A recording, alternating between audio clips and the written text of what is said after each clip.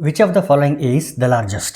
The options are 2 to the power of 50, 3 to the power of 40, 4 to the power of 30 and 5 to the power of 20.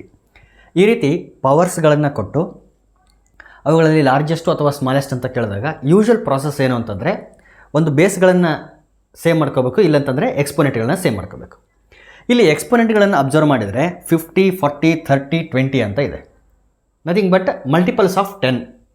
ಹಾಗಾಗಿ ನಾನು ಏನು ಮಾಡ್ತೀನಿ ಅಂತಂದರೆ ಪವರನ್ನು 10ನ ಪವರಲ್ಲಿ express ಮಾಡಿಬಿಡ್ತೀನಿ. ಎಲ್ಲ ನಂಬರ್ಗಳನ್ನು ಪವರ್ ಆಫ್ 10 ಆಗಿ ಎಕ್ಸ್ಪ್ರೆಸ್ ಮಾಡ್ತೀನಿ. ಯಾವ ರೀತಿ ಎಕ್ಸ್ಪ್ರೆಸ್ ಮಾಡ್ತೀನಿ ಅಂತಂದರೆ 2 to the power of 50 ಅಂತ ಇದೆ first number. 2 to the power of 50ನ ನಾನು 2 to the power of 5 into 10 ಅಂತ ಬರೀತೀನಿ. This is equal to 2 to the power of 5 whole to the power of 10. So ಇಲ್ಲಿಂದ ಇಲ್ಲಿಗೆ ಯಾವ ರೀತಿ ಬರದೆ ಅಂತಂದರೆ a to the power of m whole to the power of n is nothing but a to the power of m into n. If a to the power of m whole to the power of n can be written as a to the power of m into n, then in reverse order a to the power of m into n can also be written as a to the power of m whole to the power of n. So ಈ ರೀತಿ ಬರೀಬಹುದು ಅನ್ನೋದಾದರೆ ಈ ರೀತಿ ಕೂಡ ಅದನ್ನು ಬರೀಬೋದು. Therefore ಇಲ್ಲಿ product ಇರೋದನ್ನು ನಾನು ಏನು ಮಾಡಿದ್ದೀನಿ ಅಂತಂದರೆ 5ನ್ನು ಒಳಗಡೆ ತಗೊಂಡು 10ನ್ನು ಹೋಲ್ ಪವರ್ ಆಗಿ ಬರೆದಿದ್ದೀನಿ.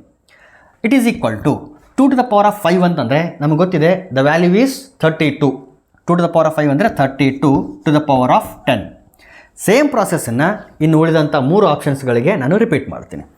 3 to the power of 40 ಇದೆ. It is equal to 3 to the power of 40ನ 4 into 10 ಅಂತ ಬರೀರಿ. It is equal to 3 to the power of 4 whole to the power of 10.